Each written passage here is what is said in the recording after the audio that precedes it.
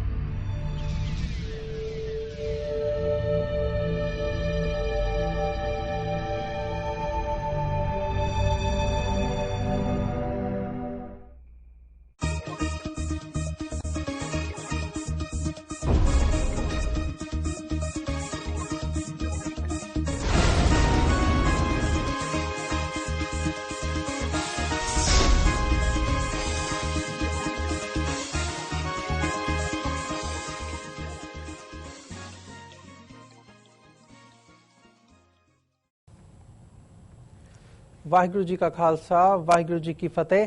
ਮੈਂ ਅਮਰਵੀਰ ਸਿੰਘ ਅੱਜ ਦੀ ਵਿਚਾਰ ਚਰਚਾ ਵਿੱਚ ਆਪ ਸਭ ਦਰਸ਼ਕਾਂ ਦਾ ਸਵਾਗਤ ਕਰਦਾ। ਵਿਊਅਰਸ, ਅੱਜ ਦੀ ਚਰਚਾ ਵਿੱਚ ਅਸੀਂ ਭਾਰਤ ਅਤੇ ਖਾਸ ਕਰਕੇ ਪੰਜਾਬ ਦੀਆਂ ਸਿਆਸੀ ਸਫਾਂ ਵਿੱਚ ਕੀ ਚੱਲ ਰਿਹਾ ਹੈ ਅਤੇ ਉਹ ਸਿੱਖ ਕੌਮ ਨੂੰ ਕਿਵੇਂ ਪ੍ਰਭਾਵਿਤ ਕਰਦਾ ਹੈ, ਇਸ ਬਾਰੇ ਚਰਚਾ ਕਰਾਂਗੇ। 1984 ਦੀ ਸਿੱਖ ਨਸਲਕੁਸ਼ੀ ਲਈ ਜ਼ਿੰਮੇਵਾਰ ਦੋਸ਼ੀਆਂ ਵਿੱਚੋਂ ਇੱਕ ਕਮਲਨਾਥ ਨੂੰ ਪੰਜਾਬ ਕਾਂਗਰਸ ਦਾ ਇੰਚਾਰਜ ਲਾਇਆ ਜਾਣਾ, ਭਾਰਤ ਸਰਕਾਰ ਵੱਲੋਂ 21 ਜੂਨ ਨੂੰ ਯੋਗਾ ਦਿਵਸ ਵਜੋਂ ਵੱਡੇ ਪੱਧਰ ਤੇ ਮਨਾਉਣਾ ਤੇ ਸਿੱਖ ਅਤੇ ਮੁਸਲਮਾਨ ਜਥੇਬੰਦੀਆਂ ਵੱਲੋਂ ਇਸ ਦਾ ਵਿਰੋਧ ਕਰਨਾ, ਫਿਲਮ ਉੜਤਾ ਪੰਜਾਬ ਤੇ ਵਿਵਾਦ ਅਤੇ ਹੋਰ ਪੰਜਾਬ ਨਾਲ ਸੰਬੰਧਿਤ ਮਸਲਿਆਂ ਤੇ ਅੱਜ ਅਸੀਂ ਗੱਲ ਕਰਾਂਗੇ। ਅੱਜ ਦੇ ਸਾਡੇ ਗੈਸਟ ਨੇ ਸ਼੍ਰੋਮਣੀ ਅਕਾਲੀ ਦਲ ਅੰਮ੍ਰਿਤਸਰ ਦੇ ਕੈਨੇਡਾ ਈਸਟ ਕੋਸਟ ਦੇ ਪ੍ਰਧਾਨ ਸੁਖਵਿੰਦਰ ਸਿੰਘ ਹੰਸਰਾ ਜੀ। ਹਾਂਜੀ ਹੰਸਰਾ ਸਾਹਿਬ, ਵਾਹਿਗੁਰੂ ਜੀ ਕਾ ਖਾਲਸਾ ਵਾਹਿਗੁਰੂ ਜੀ ਕੀ ਫਤਿਹ। ਵਾਹਿਗੁਰੂ ਜੀ ਕਾ ਖਾਲਸਾ ਵਾਹਿਗੁਰੂ ਜੀ ਕੀ ਫਤਿਹ। ਅਮਰਦੀਪ ਜੀ। ਹੰਸਰਾ ਸਾਹਿਬ, ਸਭ ਤੋਂ ਪਹਿਲਾਂ ਮੈਂ ਤੁਹਾਡੇ ਕੋਲੋਂ ਕਮਲਨਾਥ ਦੀ ਪੰਜਾਬ ਕਾਂਗਰਸ ਦੇ ਇੰਚਾਰਜ ਵਜੋਂ ਜਿਹੜੀ ਅਪੁਆਇੰਟਮੈਂਟ ਹੋਈ ਹੈ ਇਸ ਦੇ ਬਾਰੇ ਗੱਲ ਕਰਨਾ ਚਾਹੂੰਗਾ। ਹਾਲਾਂਕਿ ਸਾਰੀਆਂ ਜਿਹੜੀਆਂ ਵਿਰੋਧੀ ਧਿਰਾਂ ਹੈਗੀਆਂ ਨੇ ਉਹਨਾਂ ਨੇ ਇਸ ਮੂਵ ਦਾ ਖੰਡਨ ਕੀਤਾ, ਕੰਡੈਮ ਕੀਤਾ। ਅਕਾਲੀ ਦਲ ਅੰਮ੍ਰਿਤਸਰ ਵੱਲੋਂ ਵੀ ਇਸ ਨੂੰ ਕੰਡੈਮ ਕੀਤਾ ਗਿਆ।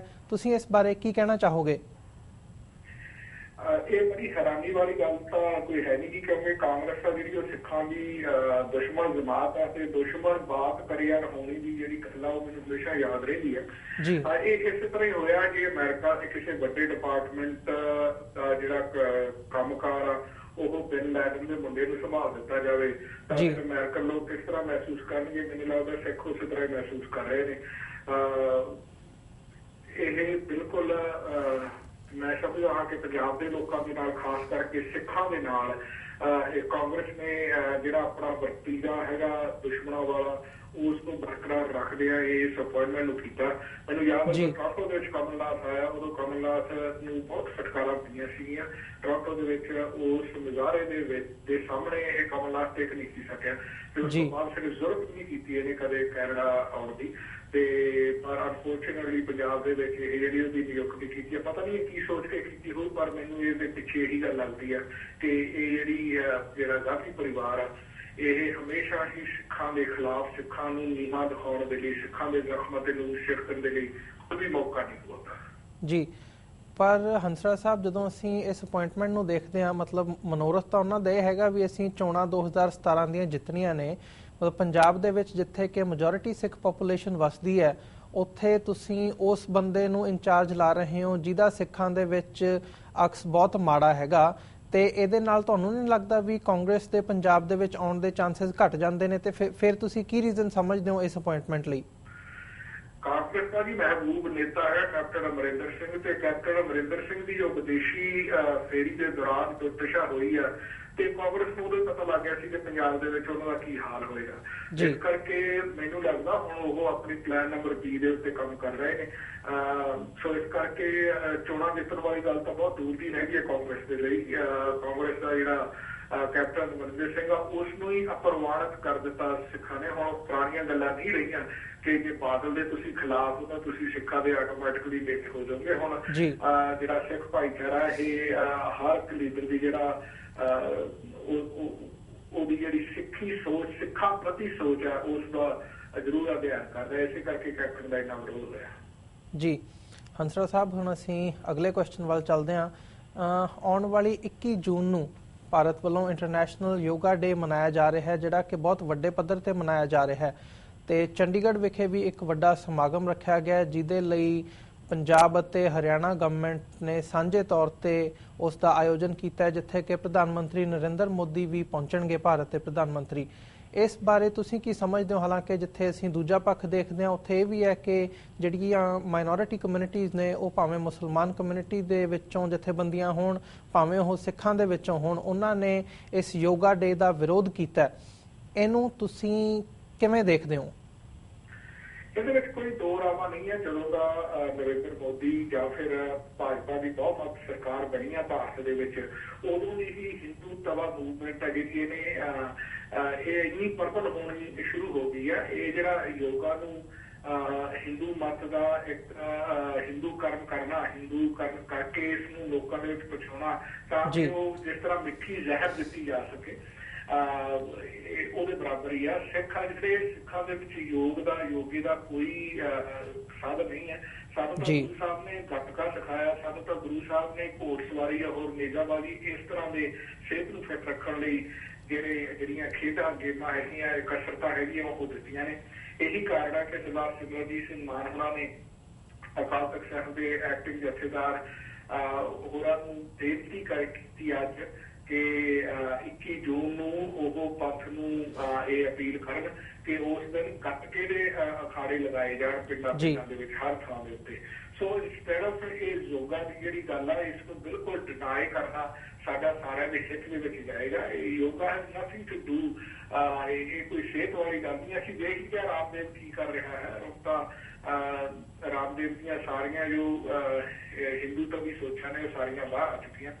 ਇਸੇ ਤਰ੍ਹਾਂ ਹੀ ਇਹਨੂੰ ਯੋਗਾ ਦਿਵਸ ਬਣਾ ਕੇ ਦੁਨੀਆ ਦੇ ਵਿੱਚ ਇੱਕ ਹਿੰਦੂਆਂ ਦਾ ਹਿੰਦੂਕਰਨ ਕੀਤਾ ਜਾ ਰਿਹਾ ਇਸ ਵਿਚਾਰ ਦਾ ਇਸ ਨੂੰ ਬਿਲਕੁਲ ਖੰਡਨ ਕਰਨਾ ਚਾਹੀਦਾ। ਮੈਂ ਸਰਦਾਰ ਸਿਮਰਜੀਤ ਸਿੰਘ ਮਾਨ ਹੋਏ ਨਾਲ ਬਿਲਕੁਲ ਸਹਿਮਤ ਹਾਂ ਕਿ 21 ਜੂਨ ਨੂੰ ਸਾਨੂੰ ਗੱਤਕਾ ਅਖਾੜੇ ਲਾਉਣੇ ਚਾਹੀਦੇ ਹਰ ਸ਼ਹਿਰ ਦੇ ਵਿੱਚ ਤੇ ਤਾਂ ਕਿ ਅਸੀਂ ਸੰਦੇਸ਼ ਭੇਜ ਸਕੀਏ ਵੀ ਮੈਜੋਰਿਟੀ ਵਧੇ। ਜੀ ਹੰਸਰਾਜ ਸਾਹਿਬ ਤੁਸੀਂ ਯੋਗਾ ਨੂੰ ਹਿੰਦੂ ਮਤ ਦੇ ਨਾਲ ਜੋੜਨ ਦੀ ਗੱਲ ਕੀਤੀ ਹੈ ਤੇ ਇਹ ਗੱਲ ਕੀਤੀ ਹੈ ਕਿ ਇਹਦਾ ਸਿੱਖਾਂ ਦੇ ਨਾਲ ਕੋਈ ਸੰਬੰਧ ਨਹੀਂ ਹੈਗਾ। ਮਤਲਬ ਜਿਹੜੀ ਅੱਜ ਦੀ ਜਨਰੇਸ਼ਨ ਹੈ ਉਹਨਾਂ ਨੂੰ ਬਹੁਤੀਆਂ ਇਹ ਗੱਲਾਂ ਦੀ ਸਮਝ ਨਹੀਂ ਹੈਗੀ। Can you little bit elaborate that ਕਿ ਜਿਹੜਾ ਯੋਗਾ ਹੈਗਾ ਤੇ ਇਹਦਾ ਹਿੰਦੂ ਮਤ ਦੇ ਨਾਲ ਕੀ ਰਿਲੇਸ਼ਨ ਆ ਤੇ ਸਿੱਖਾਂ ਲਈ ਇਹ ਕਿਉਂ ਠੀਕ ਨਹੀਂ ਹੈਗਾ? ਸਿੱਖਾਂ ਦੇ ਲਈ ਤਾਂ ਜੀ ਜਿਸ ਤਰ੍ਹਾਂ ਮੈਂ ਦੱਸਿਆ ਹੈ ਕਿ ਸਾਨੂੰ ਤਾਂ ਗੁਰੂ ਸਾਹਿਬ ਨੇ ਮਨ ਅਖਾੜਾ ਬਣਾਇਆ। ਗੁਰੂ ਸਾਹਿਬ ਨੇ ਸਾਨੂੰ ਕਸਰਤਾਂ ਦੇ ਲਈ ਜਿਹੜੇ ਜੰਗਜੂ ਵਾਲੇ ਢੰਗ ਤਰੀਕੇ ਆ ਖੇਡਾਂ ਉਹ ਬਣਾਉਣ ਦੀ ਜੁਗਤ ਦੱਸੀ ਆ। ਪਰ ਇਹ ਜਿਹੜਾ ਜਿਵੇਂ ਈਵਨ ਆਰਟ ਆਫ ਲਿਵਿੰਗ ਦਾ ਜਾਂ ਇਸ ਤਰ੍ਹਾਂ ਦੇ ਜਿੰਨੇ ਵੀ ਪ੍ਰੋਗਰਾਮਸ ਆ ਰਹੇ ਨੇ ਇਹ ਐਕਚੁਅਲੀ ਸਿੱਖਾਂ ਨੂੰ ਜਾਂ ਕਿਸੇ ਵੀ ਬੰਦੇ ਨੂੰ ਹਿੰਦੂ ਮਤ ਦੇ ਨਾਲ ਜੋੜ ਰਹੇ ਨੇ। ਸੋ ਇਸ ਕਰਕੇ ਇਸ ਨੂੰ ਪ੍ਰਮਾਣਿਤ ਕਰਨਾ ਬਿਲਕੁਲ ਵਾਜਿਬ ਨਹੀਂ ਹੈ। ਜੀ ਹੰਸਰਾ ਸਾਹਿਬ, ਜਿਹੜੀ ਪਿੱਛੇ ਜੇ ਕੰਟਰੋਵਰਸੀ ਅੱਜ ਕੱਲ੍ਹ ਬੜੇ ਸੋਸ਼ਲ ਮੀਡੀਆ ਦੇ ਉੱਤੇ ਤੇ ਪ੍ਰਿੰਟ ਮੀਡੀਆ ਦੇ ਉੱਤੇ ਸਾਰੇ ਕਿਤੇ ਚੱਲ ਰਹੀ ਹੈ, ਜਿਹੜੀ ਹਿੰਦੀ ਮੂਵੀ ਹੈ ਉੜਤਾ ਪੰਜਾਬ, ਇਹਦੇ ਬਾਰੇ ਦੇ ਵਿੱਚ ਮਤਲਬ ਕਿ ਇਹ ਪੰਜਾਬ ਦੇ ਡਰੱਗ ਇਸ਼ੂ ਦੇ ਉੱਤੇ ਬੇਸਡ ਹੈ। ਹਾਲਾਂਕਿ ਆਮ ਆਦਮੀ ਪਾਰਟੀ ਤੇ ਕਾਂਗਰਸ ਵੱਲੋਂ ਇਹਨਾਂ ਨੂੰ ਇੱਕ ਉਭਾਰ ਕੇ ਦੇਖਿਆ ਜਾ ਰਿਹਾ ਹੈ, ਜਦਕਿ ਅਕਾਲੀ ਦਲ ਨੇ ਇਸ ਦਾ ਵਿਰੋਧ ਕੀਤਾ ਹੈ। ਇਸ ਕੰਟਰੋਵਰਸੀ ਨੂੰ ਤੁਸੀਂ ਕਿਵੇਂ ਦੇਖਦੇ ਹੋ ਕਿ ਇਹ ਜਿਹੜੀ ਪੰਜਾਬ ਦੀ ਡਰੱਗ ਪ੍ਰੋਬਲਮ ਹੈਗੀ ਹੈ ਉਹਨੂੰ ਇਸ ਕੰਟਰੋਵਰਸੀ ਨੇ ਇੱਕ ਵਾਰ ਫੇਰ ਮੇਨ ਸਕਰੀਨ ਤੇ ਲਿਆ ਕੇ ਖੜਾ ਕਰ ਦਿੱਤਾ ਹੈ? ਤੁਸੀਂ ਇਹਦੇ ਬਾਰੇ ਕੀ ਕਹਿਣਾ ਚਾਹੋਗੇ? ਵੱਡੇ ਵੈਸੇ ਚਲੋ ਫਿਲਮ ਤਾਂ ਹਜੇ ਆਪਾਂ ਵੇਖੀ ਨਹੀਂ ਹੈ, ਉਹਦੇ ਸਿਨਾਪਸਿਸ ਪੜ੍ਹੇ ਨੇ ਜਾਂ ਉਹਦੇ ਬਾਰੇ ਨਿਊਜ਼ ਸਟੋਰੀਜ਼ ਦੇਖੀਆਂ ਨੇ। ਵੈਸੇ ਤਾਂ ਵੱਡੇ ਟੀਵੀ ਸਟੇਸ਼ਨਾਂ ਨੇ ਹੁਣ ਤਾਂ ਅੰਕੜੇ ਕੱਢ ਕੇ ਰੱਖ ਦਿੱਤੇ ਨੇ ਕਿ 7 ਕਰੋੜ ਦੀ ਰੁਪਈਏ ਦੀ ਜਿਹੜੀ ਚਿੱਟਾ ਜਿਹੜਾ ਹੈ ਉਹ ਪੰਜਾਬ ਦੇ ਵਿੱਚ ਵਿਕਦਾ ਡੇਲੀ। ਇਸ ਕਰਕੇ ਇਹ ਗੱਲ ਹੈ ਜਿਹੜੀ ਇਹ ਸ਼ਰੇਆਮ, ਕਿਉਂਕਿ ਸਿੱਧੇ ਪੰਜਾਬ ਦੀ ਸਰਕਾਰ ਦੇ ਮਿਨਿਸਟਰਾਂ ਦੇ ਨਾਲ ਜੁੜੀ ਹੁੰਦੀ ਹੈ, ਇਸ ਕਰਕੇ ਸ਼ਾਇਦ ਇਹਨੂੰ ਬੈਨ ਕਰਨ ਦੀ ਕੋਸ਼ਿਸ਼ ਕੀਤੀ ਗਈ ਹੈ ਬੀਜੇਪੀ ਸਰਕਾਰ ਵੱਲੋਂ। ਪਰ ਮੈਨੂੰ ਨਹੀਂ ਲੱਗਦਾ, ਸਾਡੀਆਂ ਤਾਂ ਸਾਰੀਆਂ ਫਿਲਮਾਂ ਹੀ ਬੈਨ ਕਰਦੇ ਨੇ, ਇਹਨੂੰ ਪਤਾ ਨਹੀਂ ਉਹਨਾਂ ਨੇ ਬੈਨ ਕਰਕੇ ਸ਼ਾਇਦ ਹੁਣ ਤਾਂ ਪਪੂਲਰ ਹੀ ਕਰ ਦਿੱਤਾ ਹੈ ਕਿ ਇਹਦੇ ਵਿੱਚੋਂ ਇੱਕ ਸੀਨ ਕੱਟਿਆ ਜਾਏਗਾ ਤੇ ਬਾਕੀ ਉਹ ਫਿਲਮ ਵਿਖਾਈ ਜਾਏਗੀ। ਇਸ ਤਰ੍ਹਾਂ ਕਿਸੇ ਵੀ ਮਾਧਿਅਮ ਨੂੰ ਬੰਦ ਕਰਨਾ ਮੈਨੂੰ ਲੱਗਦਾ ਹੈ ਕਿ ਇਹ ਵਾਜਬ ਨਹੀਂ ਹੈ। ਹਾਂ, ਕਿਸੇ ਨਿੱਕੀ ਮੋਟੀ ਕਿਸੇ ਫਿਲਮ ਦੇ ਵਿੱਚ ਕੋਈ ਇਤਰਾਜ਼ਯੋਗ ਚੀਜ਼ ਹੋਏ ਤਾਂ ਉਹ ਸੈਂਸਰ ਬੋਰਡ ਬਣੇ ਇਸ ਕਰਕੇ ਹੁੰਦਾ। ਪਰ ਜਿਸ ਤਰ੍ਹਾਂ ਪੰਜਾਬ ਸਰਕਾਰ ਨੇ, ਬਾਦਲਾਂ ਨੇ ਜਾਂ ਬੀਜੇਪੀ ਨੇ ਇਸ ਦਾ ਵਿਰੋਧ ਕੀਤਾ, ਇਹ ਇਟਸ ਕੁਆਇਟ ਐਵੀਡੈਂਟ ਕਿ ਇਹ ਪੋਲੀਟੀਕਲੀ ਆਪਣੇ ਜਿਹੜਾ ਆਪਣਾ ਸੰਘਰਸ਼ ਹੈ ਨਾ ਉਸ ਨੂੰ ਡੋਲਦਾ ਵੇਖਣਾ ਚਾਹੁੰਦੇ ਆ। ਮਜੀਠੀਏ ਵਰਗੇ ਸ਼ਰੇਆਮ ਪੰਜਾਬ ਦੇ ਵਿੱਚ ਚਿੱਟਾ ਵਰਤਾ ਰਹੇ ਨੇ, ਸ਼ਰੇਆਮ ਦਾ ਚਿੱਟਾ ਵਿਕ ਰਿਹਾ ਅਤੇ ਹੁਣ ਤਾਂ ਗਾਉਣ ਵਾਲੇ ਗਾਉਣ ਲੱਗ ਗਏ ਆ ਕਿ ਸਰਕਾਰਾਂ ਵਿਕਾਉਂਦੀਆਂ ਤਾਂ ਵਿਕਦਾ ਨਹੀਂ ਤਾਂ ਚਿੱਟਾ ਕਿਵੇਂ ਵਿਕੇ। ਸੋ ਇਸ ਕਰਕੇ ਉੜਤਾ ਪੰਜਾਬ ਫਿਲਮ ਨੇ ਬੇਸਿਕਲੀ ਉਹ ਚੋਰ ਦੀ ਦਾੜੀ ਵਿੱਚ ਤਿਲਕੇ ਵਾਲੀ ਜਿਹੜੀ ਕਹਾਵਤ ਹੈ ਉਹ ਸੱਚ ਕਰਕੇ ਵਿਖਾ ਦਿੱਤੀ ਹੈ ਕਿ ਉੜਤਾ ਪੰਜਾਬ ਦਾ ਜਿਹੜਾ ਇਹਨਾਂ ਨੇ ਵਿਰੋਧ ਕੀਤਾ ਉਹਦਾ ਕੀ ਕਾਰਨ ਹੋ ਸਕਦਾ। ਜੀ ਹੰਸਰਾ ਸਾਹਿਬ, ਧੰਨਵਾਦ ਇਸ ਗੱਲ ਦਾ ਜਵਾਬ ਦੇਣ ਦੇ ਲਈ। ਤੇ ਪਿਛਲੇ ਦਿਨਾਂ ਦੇ ਵਿੱਚ ਸਰਬੱਤ ਖਾਲਸਾ ਵੱਲੋਂ ਥਾਪੇ ਗਏ ਜਥੇਦਾਰ ਭਾਈ ਅਮਰੀਕ ਸਿੰਘ ਅਜਨਾਲਾ ਵੱਲੋਂ ਸੰਤ ਢੱਡਰੀਆਂ ਵਾਲਿਆਂ ਦੇ ਖਿਲਾਫ ਇੱਕ ਗਲਤ ਤਰ੍ਹਾਂ ਦੀ ਸ਼ਬਦਾਵਲੀ ਵਰਤੀ ਗਈ ਸੀ। ਹਾਲਾਂਕਿ ਬਾਅਦ ਦੇ ਵਿੱਚ ਉਹਨਾਂ ਨੇ ਉਸ ਦਾ ਖੰਡਨ ਵੀ ਕੀਤਾ, ਪਰ ਜਦੋਂ ਅਸੀਂ ਇਹਨੂੰ ਇੱਕ ਅਹੁਦੇ ਦੇ ਤੌਰ ਤੇ ਦੇਖਦੇ ਹਾਂ ਕਿ ਉਹ ਇੱਕ ਜਥੇਦਾਰ ਦੇ ਅਹੁਦੇ ਦੇ ਉੱਤੇ ਬੈਠੇ ਨੇ, ਵਿਰਾਜਮਾਨ ਨੇ ਇਸ ਸਮੇਂ ਦੇ ਉੱਤੇ, ਤੇ ਉਹਨਾਂ ਨੂੰ ਇਹ ਸ਼ੋਭਾ ਨਹੀਂ ਦਿੰਦਾ ਕਿ ਉਹ ਇਸ ਤਰ੍ਹਾਂ ਦੀ ਸ਼ਬਦਾਵਲੀ ਵਰਤਣ। ਮਤਲਬ ਜਿਹੜਾ ਮੇਰਾ ਕੁਐਸਚਨ ਹੈ, ਹਾਲਾਂਕਿ ਤੁਸੀਂ ਉਹ ਸਾਰੇ ਇਨਸੀਡੈਂਟ ਤੋਂ ਵਾਕਿਫ ਹੋ, ਤੁਹਾਨੂੰ ਡਿਟੇਲ ਦੇ ਵਿੱਚ ਪੁੱਛਣ ਦੀ ਲੋੜ ਨਹੀਂ ਆ, ਜਿਹੜਾ ਮੇਰਾ ਕੁਐਸਚਨ ਆ ਉਹ ਇਹ ਹੈ ਕਿ ਕੀ ਇਸ ਸਾਰੇ ਘਟਨਾਕ੍ਰਮ ਦੇ ਉੱਤੇ ਉਹਨਾਂ ਨੂੰ ਰਿਜ਼ਾਈਨ ਕਰਨਾ ਚਾਹੀਦਾ ਹੈ ਜਾਂ ਨਹੀਂ?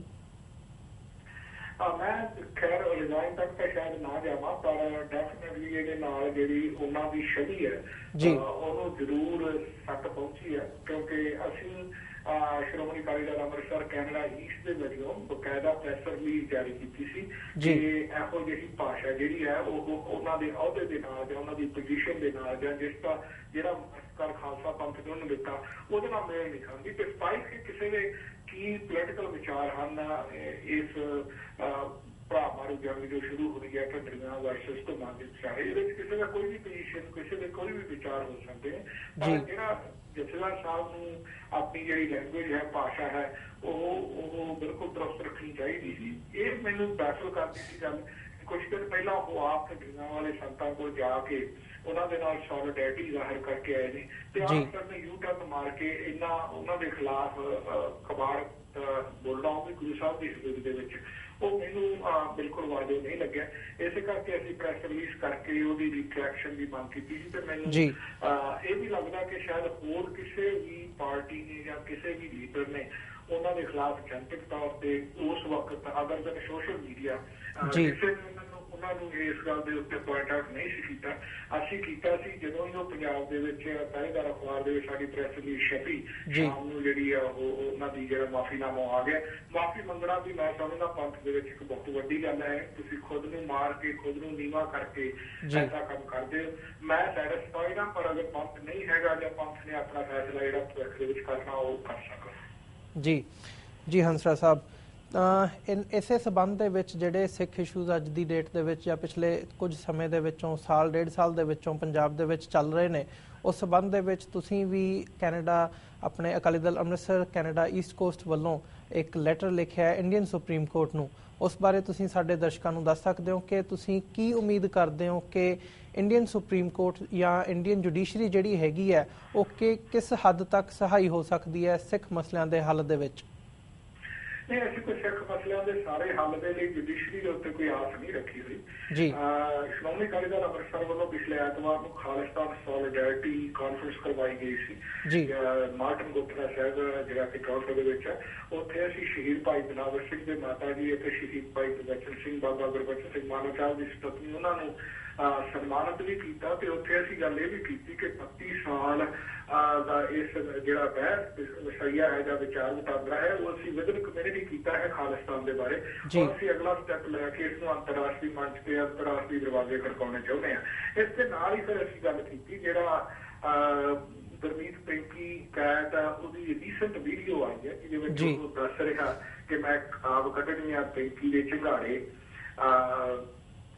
ਉਹਦੇ ਵਿੱਚ ਨਾਲ ਦੱਸ ਰਿਹਾ ਕਿ ਸਭ ਤੋਂ ਵੱਧ ਕੇ ਸਿੱਖ ਕਿਸੇ ਨੇ ਮਾਰਿਆ ਤਾਂ ਉਹ DGP ਸੁਰੇਸ਼ ਅਰੋੜਾ ਹੈ ਜੀ। ਉਸ ਤੋਂ ਬਾਅਦ ਸੁਮੇਧ ਸੈਣੀ ਇਹਨਾਂ ਨੇ ਮਾਰਿਆ ਤੇ ਉਹ ਕਹਿੰਦੇ ਵੀ ਜੇ ਮੈਂ ਗਲਤ ਬੋਲਦਾ ਤਾਂ ਉਹਦੇ ਵਿੱਚ ਚੈਲੰਜ ਕਰ ਸਕਦੇ ਆ। ਸੋ ਅਸੀਂ ਕਿਉਂਕਿ ਹਿੰਦੁਸਤਾਨ ਦੇ ਸੰਵਿਧਾਨ ਦੇ ਅੰਦਰ ਇੱਕ ਸੂ ਬਾਟੋ ਨਾਂ ਦਾ ਐਕਸ਼ਨ ਪਲਾਨ ਹੈ ਜਿਹੜੀ ਉਹਦੇ ਵਿੱਚ ਦਰਜ ਹੈ ਵਿਦਨ ਦੇਅਰ ਜੁਰਿਡਿਕਸ਼ਨ। ਸੋ ਅਸੀਂ ਸੁਪਰੀਮ ਕੋਰਟ ਦੇ ਚੀਫ ਜਸਟਿਸ ਮਿਸਟਰ ਠਾਕਰ ਨੂੰ ਇਹ ਚਿੱਠੀ ਲਿਖੀ ਹੈ ਕਿ ਕੀ ਗੱਲ ਵੀ ਇੱਥੇ ਦੀ ਜੁਡੀਸ਼ਰੀ ਅੰਨੀ ਤੇ ਬੋਲੀ ਹੈ ਕਿ ਤੁਹਾਡੇ ਘਰੇ ਇੰਟਰਨੈਟ ਕਨੈਕਸ਼ਨ ਨਹੀਂ ਹੈ। ਜੇ ਤੁਸੀਂ ਗੁਰਮੀਤ ਪਿੰਕੀ ਦੀਆਂ ਇਹ ਇਕਬਾਲੀਆ ਬਿਆਨ ਹੈ ਜਿਹੜੇ ਇਹ ਨਹੀਂ ਪੜ੍ਹਦੇ ਜਾਂ ਸੁਣਦੇ ਨਹੀਂ ਹੈ, ਅਗਰ ਸੁਣਦੇ ਤੇ ਪੜ੍ਹਦੇ ਹੋ ਜਿੱਥੇ ਸਿੱਖਾਂ ਨੂੰ ਮਾਰਿਆ ਗਿਆ ਤਾਂ ਤੁਸੀਂ ਇਹ ਸੂ ਮਾਟੋ ਕਿਉਂ ਨਹੀਂ ਇਹਦੇ ਤੇ ਅਪਲਾਈ ਕਰਦੇ? We should apply it. ਉਹਨਾਂ ਨੂੰ ਅਰੈਸਟ ਕਰਨਾ ਚਾਹੀਦਾ, ਤੁਹਾਨੂੰ DGP ਸੁਰੇਸ਼ ਅਰੋੜਾ ਨੂੰ ਅਰੈਸਟ ਕਰਨਾ ਚਾਹੀਦਾ, ਸੁਮੇਧ ਸੈਣੀ ਨੂੰ ਅਰੈਸਟ ਕਰਨਾ ਚਾਹੀਦਾ ਤੇ ਉਸ ਤੋਂ ਬਾਅਦ ਫਿਰ ਜੋ ਅਦਾਲਤਾਂ ਕਰਦੀਆਂ ਉਹ ਕਰਨੀਆਂ। ਅਸੀਂ ਇਹ ਉਹਨਾਂ ਤੋਂ ਮੰਗ ਕੀਤੀ ਹੈ ਤੇ ਦੂਸਰੀ ਇਸ ਲੈਟਰ ਦੇ ਵਿੱਚ ਅਸੀਂ ਮੰਗ ਕੀਤੀ ਹੈ ਕਿ ਤੁਹਾਡੀਆਂ ਏਜੰਸੀਜ਼ ਇੱਧਰ ਕੈਨੇਡਾ, ਅਮਰੀਕਾ, ਇੰਗਲੈਂਡ ਦੇ ਵਿੱਚ ਆ ਕੇ ਬਕਵਾਸ ਕਰ ਰਹੀਆਂ, ਸਿੱਖਾਂ ਦੇ ਉੱਤੇ ਬੇਵਜ੍ਹਾ ਦੋਸ਼ ਮੜਨ ਦੀ ਕੋਸ਼ਿਸ਼ ਕਰ ਰਹੀਆਂ, ਗਲਤ ਖਬਰਾਂ ਫੈਲਾ ਰਹੀਆਂ। ਤੁਹਾਡੀਆਂ ਏਜੰਸੀਜ਼ ਇਹਨਾਂ ਮੁਲਕਾਂ ਦੇ ਵਿੱਚ ਗਲਤ ਕੰਮ ਕਰ ਰਹੀਆਂ, ਨੈਤਿਕਤਾ ਤੋਂ ਨੀਵੇਂ ਪੱਧਰ ਤੇ ਗੱਲ ਕਰ ਰਹੀਆਂ। ਤੁਸੀਂ ਇਹਨਾਂ ਨੂੰ ਨੱਥ ਪਾਓ ਕਿਉਂਕਿ ਇਹਦੇ ਨਾਲ ਤੁਹਾਡੀ ਜਿਹੜੀ ਛਵੀ ਹੈ ਖਰਾਬ ਹੁੰਦੀ ਹੈ। ਸੋ ਇਹ ਲੈਟਰ ਅਸੀਂ ਸੁਪਰੀਮ ਕੋਰਟ ਦੇ ਜਸਟਿਸ ਨੂੰ ਲਿਖਿਆ ਹੈ ਜੀ। ਹੰਸਰਾਜ ਸਾਹਿਬ, ਤੁਸੀਂ ਗੱਲ ਕੀਤੀ ਹੈ ਕਿ ਤੁਸੀਂ ਮੰਗ ਕੀਤੀ ਹੈ ਕਿ ਸੁਪਰੀਮ ਕੋਰਟ ਤੋਂ ਕਿ ਉਹ ਸੂ ਮੋਟੋ ਨੋਟਿਸ ਲੈਣ। ਮਤਲਬ ਜਦੋਂ ਅਸੀਂ ਪਿਛਲਾ ਟਰੈਕ ਰੈਕਡ ਦੇਖਦੇ ਹਾਂ ਤਾਂ 1984 ਦਾ ਜਦੋਂ ਕਤਲੇਆਮ ਵਾਪਰਿਆ ਉਦੋਂ ਸੁਪਰੀਮ ਕੋਰਟ ਨੇ ਕੋਈ ਵੀ ਸੂ ਮੋਟੋ ਨੋਟਿਸ ਨਹੀਂ ਲਿਆ। ਹਾਲਾਂਕਿ ਦਿੱਲੀ ਦੇ ਵਿੱਚ ਜੋ ਵਾਪਰਿਆ ਤੇ ਬਾਕੀ ਸ਼ਹਿਰਾਂ ਦੇ ਵਿੱਚ ਜੋ ਵਾਪਰਿਆ ਉਹ ਅੱਖਾਂ ਦੇ ਸਾਹਮਣੇ ਸੀ ਸਾਰਿਆਂ ਦੇ।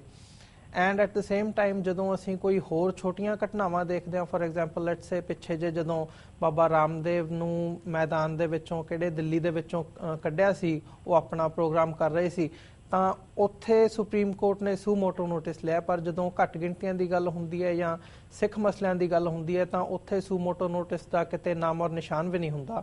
ਤੇ ਫਿਰ ਮਤਲਬ ਤੁਸੀਂ ਨਹੀਂ ਸਮਝਦੇ ਕਿ ਜਿਹੜੀ ਅੱਜ ਦੀ ਡੇਟ ਦੇ ਵਿੱਚ ਤੁਸੀਂ ਇੱਥੋਂ ਬੈਠ ਕੇ ਕੈਨੇਡਾ ਤੋਂ ਬੈਠ ਕੇ ਇੰਡੀਅਨ ਸੁਪਰੀਮ ਕੋਰਟ ਨੂੰ ਇਹ ਮੰਗ ਕਰਨ ਦੀ ਥਾਂ ਤੇ ਤੁਹਾਨੂੰ ਕੋਈ ਹੋਰ ਰਸਤਾ ਜਾਂ ਜਿਹੜਾ ਆਪਣਾ ਤੁਸੀਂ ਆਲਰੇਡੀ ਖਾਲਿਸਤਾਨ ਦਾ ਸਟੈਂਡ ਲਿਆ ਹੋਇਆ ਉਹਦੇ ਤੇ ਖੜਨਾ ਚਾਹੀਦਾ ਜਾਂ ਕੋਈ ਹੋਰ ਤਰੀਕਾ ਲੱਭਣਾ ਚਾਹੀਦਾ ਕਿ ਕਿਵੇਂ ਜਾਂ ਤੁਸੀਂ ਉਹਨਾਂ ਤੇ ਰਿਲਾਈ ਕਰਦੇ ਹੋ?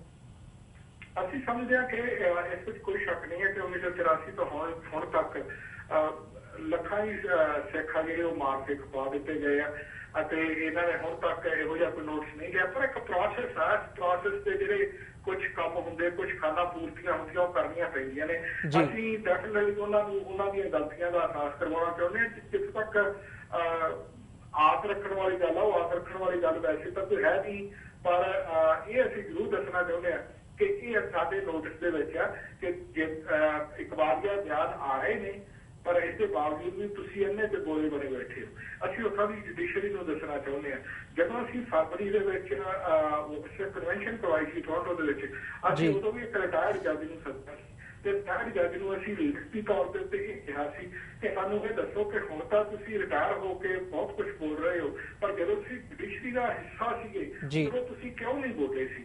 ਸੋ ਇਸ ਕਰਕੇ ਭਾਵੇਂ ਕਿ ਉਹ ਬਾਅਦ ਦੇ ਵਿੱਚ ਕਿਸੇ ਕੰਟਰੋਵਰਸੀ ਕਾਰਨ ਟੋਰਾਂਟੋ ਨਹੀਂ ਆਏ, ਉਹਨਾਂ ਨੇ ਸਾਡੀ ਟਿਕਟ ਵੀ ਡਿਕਲਾਈਨ ਕੀਤੀ, ਸਾਰਾ ਕੁਝ ਡਿਕਲਾਈਨ ਕੀਤਾ, ਲਾਸਟ ਮਿੰਟ ਤੇ ਆ ਕੇ ਸਾਨੂੰ ਜਵਾਬ ਦਿੱਤਾ। ਸ਼ਾਇਦ ਕਾਰਨ ਵੀ ਇਹੀ ਸੀ ਜਵਾਬ ਦੇਣ ਦਾ ਕਿ ਅਸੀਂ ਇੱਥੇ ਆ ਕੇ ਕਿਤੇ ਉਹਨਾਂ ਨੂੰ ਗੁਲਾਬ ਜਾਮਣਾ ਖਵਾ ਕੇ ਨਹੀਂ ਸੀ ਵਾਪਸ ਕਰ ਦੇਣਾ।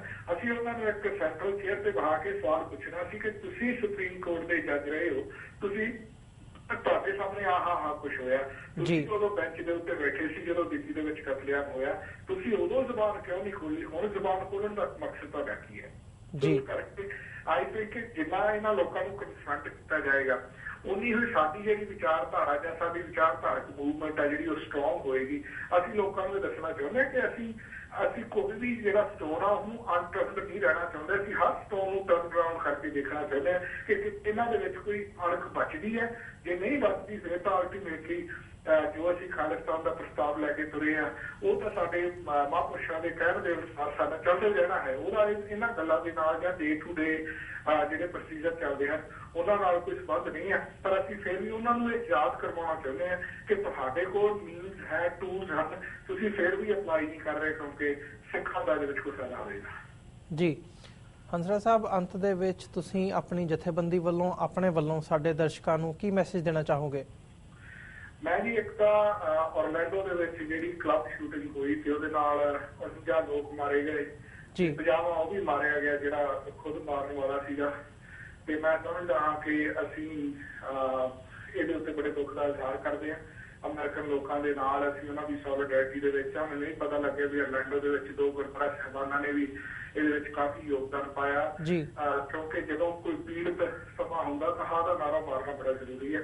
ਤੇ ਅਸੀਂ ਅਕਾਲ ਪੁਰਖ ਦੇ ਚਰਨਾਂ ਦੇ ਵਿੱਚ ਜਿਹੜੇ ਅਧੀਨ 53 ਲੋਕ ਜਿਹੜੇ ਇਸ ਵਕਤ ਜ਼ਖਮੀ ਨੇ, ਅਸੀਂ ਉਹਨਾਂ ਦੀ ਸਿਹਤਯਾਬੀ ਲਈ ਅਰਦਾਸ ਕਰਦੇ ਹਾਂ, ਕਾਮਨਾ ਕਰਦੇ ਹਾਂ।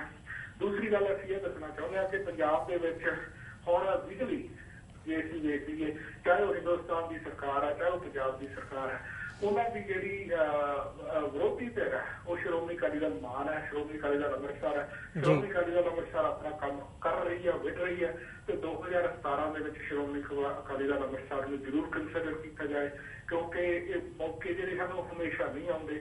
ਹੁਣ ਵੀ ਅਸੀਂ ਕਿਤੇ ਉਸੇ ਕਿਸ਼ਤੀ ਵਾਲੀ ਟੋਪੀ ਵਾਲੀ ਪਾਰਟੀ ਦੇ ਝਾਂਸੇ ਵਿੱਚ ਆ ਕੇ ਕਿਤੇ ਫੇਰ ਆਪਣੀ ਵਾਗਡੋਰ ਹੈ ਜਿਹੜੀ ਇਹਨਾਂ ਦਿੱਲੀ ਦੇ ਹਿੰਦੂ ਧਰਮਾਂ ਨੂੰ ਨਫੜਾ ਦਈਏ।